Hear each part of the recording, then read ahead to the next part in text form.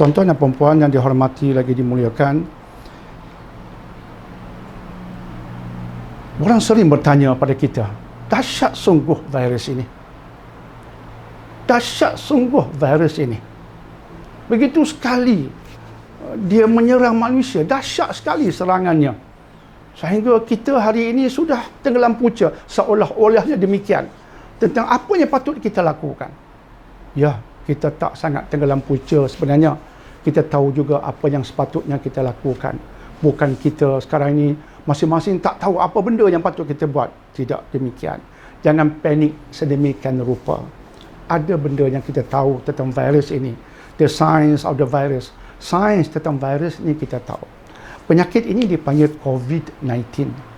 Dan kuman penyebabnya pada asalnya ketika ia menyerang pada bulan Disember 2019, dan selepas itu pada awal 2020, kuman yang menyerang dipanggil 2019 novel coronavirus, iaitu virus 2019 yang novel, yang belum ada seumpamanya sebelum ini. Tapi pada hari ini virus itu dipanggil SARS-CoV-2, SARS-CoV-2, SARS-CoV-2. Sebab apa? Sebab dia ada banyak persamaan dengan virus SARS yang menyerang pada tahun 2003. SARS yang menyerang 2003 menyebabkan wabak juga ketika itu. Dia adalah coronavirus. Cuma coronavirus yang menyerang paru-paru dengan dahsyat sekali. Maka dikenali kuman itu sebagai SARS-CoV. Tetapi SARS-CoV-2 dia generasi kedua kepada SARS-CoV yang menyerang pada tahun 2003. Dia virus generasi kedua daripada kuman itu. Artinya ada banyak yang kita tahu tentang kuman ini sebab dia ada banyak persamaan dengan kuman 2003.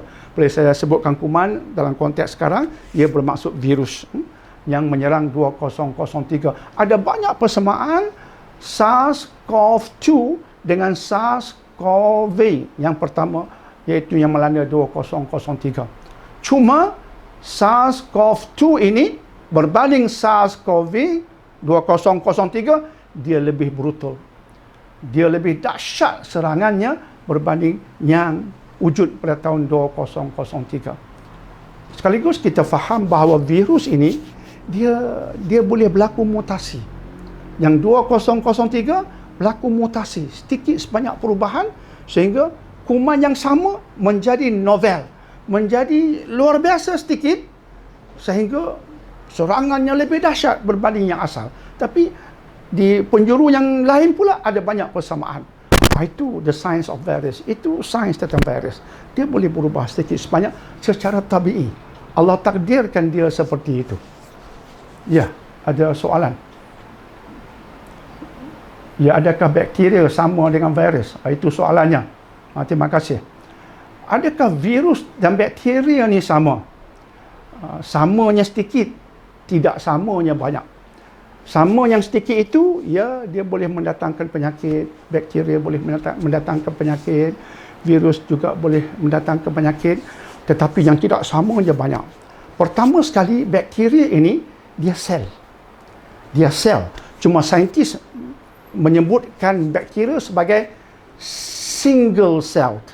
Satu sel. Bakteria hanya satu sel. Kecil. Tetapi virus, dia bukan sel. Dia bukan sel. Dia dipanggil saintis sebagai acellular. Dia bukan sel. Dan jika bakteria itu sel, maka dia boleh hidup dengan sendirinya. Tetapi tidak virus. Virus ada 3 komponen penting. Pertama sekali, dia ada bahan genetik. Dalam konteks coronavirus ini, bahan genetiknya ialah RNA. Dan bahan yang kedua yang ada pada virus ini ialah protein. Dan bahan yang ketiga ialah lipid layer, iaitu kita panggil selaput lemak. Selaput lemak ini dia seolah-olah menutupi virus di kawasan luar. Lemak ini, lipid layer ini, bilipid layer ini, suatu yang akan kita sebut selepas ini. Sebab dia kefahaman ini penting untuk kita melawannya. Ya? Jadi virus ini, perbezaan yang kedua ialah dia terlampau kecil. Jika bakteria berbanding dengan sel manusia, dengan satu sel manusia, sel bakteria ini lebih kurang 10 kali ganda lebih kecil berbanding sel kita. Okey? Dan virus ini ialah 100 kali ganda lebih kurang. 100 kali ganda lebih kecil berbanding sel bakteria. Sehingga saintis memanggil virus ini sebagai makhluk nano. Dalam bidang nanoteknologi, maka antara partikel nano, sebab dia dipanggil partikel nano sebab terlampau kecil, tak dapat dilihat menggunakan mikroskop yang biasa. Bakteria dapat dilihat menggunakan mikroskop yang biasa. Tidak virus, dia terlampau kecil, dia partikel nano, tapi dapat dilihat dengan menggunakan mikroskop berkuasa tinggi seperti elektron mikroskop. Dan perbezaan yang ketiga ialah bakteria dapat dibunuh oleh antibiotik tertentu, tidak virus. Termasuk coronavirus sekarang diberikan antibiotik terkuat di dunia. Dia buat je, tak jadi apa kat dia. Sebab itu sekarang ni sedang diusahakan untuk menghasilkan vaksin, iaitu sesuatu yang merangsang sistem imun kita untuk melawan virus ini. Itu sainsnya begitu. Jadi itulah menjawab soalan tadi, adakah virus itu bakteria? Ya, dalam banyak hal dia tidak sama. Ya. Ada yang mengatakan coronavirus ini dihasil oleh makmal. Ini teori konspirasi nampaknya. Memang banyaklah orang hantar pada kita, ya, dalam WhatsApp sebagainya. Dr. Daniel, teori konspirasi diwujudkan di makmal, kemudian Amerika juga terlibat. Begitulah pumpang dengan teori konspirasi. Virus seperti yang Dr. Daniel sebutkan tadi, dia secara natural, secara tabi'i boleh berubah-ubah.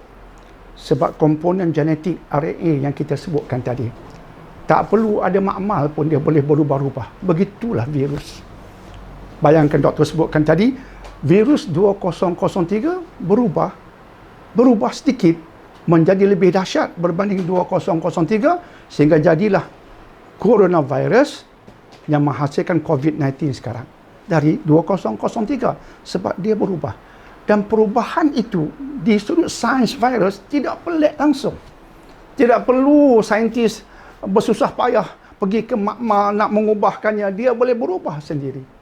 Dalam bentuk yang lebih dahsyat, dalam bentuk yang asalnya tidak begitu membunuh, tiba-tiba jadi lebih membunuh.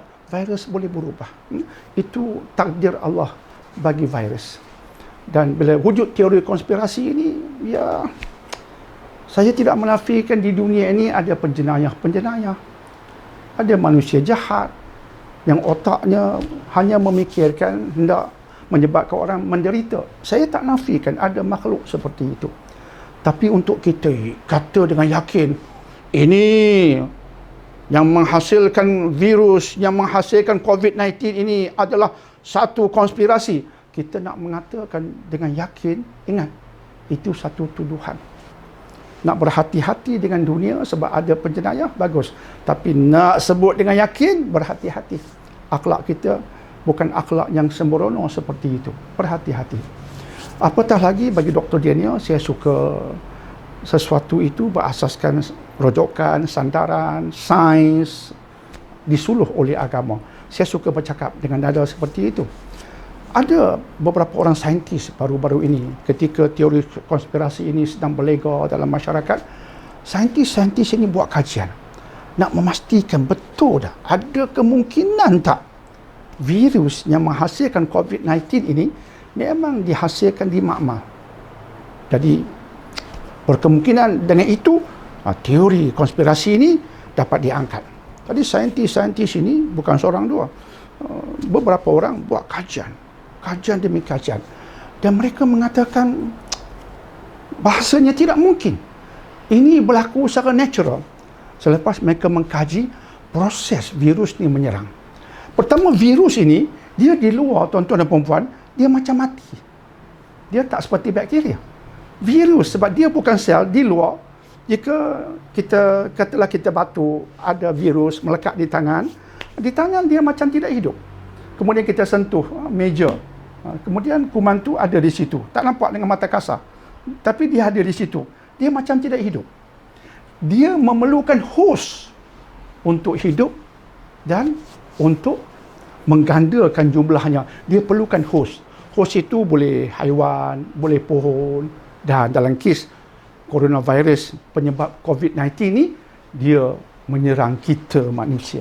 Kitalah host. Selagi mana dia tak masuk dalam badan host, dia tak boleh buat apa-apa. Itu the science of virus. Kena faham. Sebab itu nanti bila kita bincang tentang cara nak mencegahnya, kena faham sains ni dulu. Di luar dia tak ada apa-apa. Tetapi ketika contohnya kita, tangan kita pergi ke kedai, kita sentuh sesuatu yang ada di situ virus. Kemudian kita sapu muka kita. Kan manusia, tangan dia suka sapu muka. Ketika itu, virus itu berada dekat dengan saluran pernafasan. Ataupun kadang-kadang kita baca buku, kita pun, jari kita pun, kita nak air ludahan, nak dapatkan sedikit air ludah, nak buka layang kertas itu, dia masuk ke mulut kita. Ataupun dia masuk ke saluran mucous membrane berkaitan mata kita. Bila kita, contoh tangan kita, kita sapu muka selepas bersalaman, ataupun kita peluk cium, Allah lama tak jumpa lah you. Kemudian dia pun dengan hingus sesemanya ada di hidung itu, kuman tu ada, dia cium pipi kita, pum. Kuman tu ada dekat dengan saluran pernafasan kita dan akhirnya dia masuk. Ketika dia masuk itu, dia masuk host. Masa itu dia aktif. Tadi tidak ada apa-apa. Diam je dia. Bila dia masuk, saintis mengkaji. Apa dia buat? Dia masuk dalam badan, tapi yang tak saya fokuskan sekarang ialah di sudut ramai yang mati itu disebabkan radang paru-paru. Jadi antara tempat yang virus ni menyerang ialah paru-paru. Ketika dia masuk ke dalam paru-paru, dia ada proses. Dia pergi cari ACE2 receptor. Ini bahasa sains. ACE. ACE2 receptor. Angiotensin converting enzyme. ACE2 receptor. Dan dia lock.